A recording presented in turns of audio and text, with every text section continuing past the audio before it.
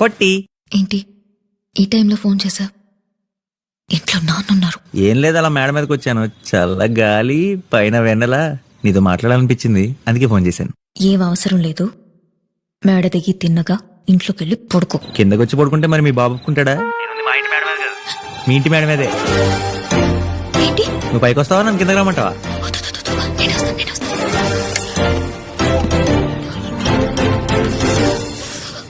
ఎందుకు వచ్చావు?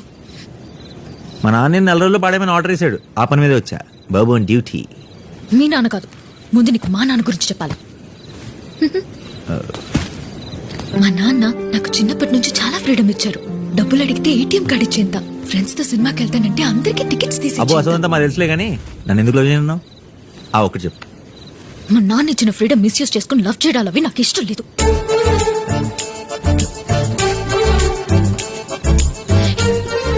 ఎక్కడైనా ఫ్రీడమ్ ఇచ్చడం లవ్ చేస్తారు కానీ ఫ్రీడమ్ ఇచ్చడం లవ్ చేయనంటావేంటి? ఇది ఎక్కడ ఫ్రీడమ్? ఇంట్లో మీ అమ్మ ఏం చేస్తుంటది?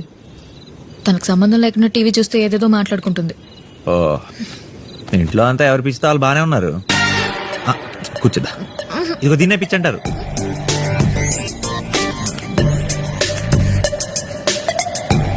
నీకు అర్థం కావట్లేదు.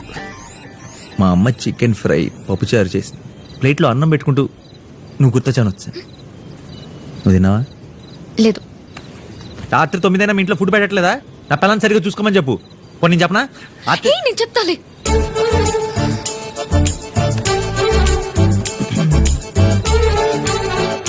ఏం చెప్తావు?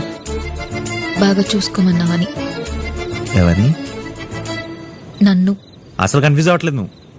మా ఫ్రెండ్స్ అందరూ ఊరు వెళ్తూ బస్ స్టాప్ దగ్గర రారా అంటే అసలు ఎలా తెలుసా? అలాంటి ప్లేట్ ముందు లేచి వచ్చా. నీకేమైనా అర్థం అవుతుందా? ఏదో ఒక రోజు నువ్వు కూడా లవ్లో పడినప్పుడు నా ఫీలింగ్స్ అన్ని నువ్వు కూడా ఫీల్ అయినప్పుడు అప్పుడు ఐ లవ్ యూ టూ అనవు. ఐఎమ్ సారీ రా అంటావు. ఎలా రా ఇన్నేళ్ళు ఈ ఫీలింగ్స్ అని ఒక్కడే మోసావంటావు. ఈ లవ్ లవ్ వద్దు, మనం ఫ్రెండ్స్ లా ఉందాం. ఫ్రెండ్స్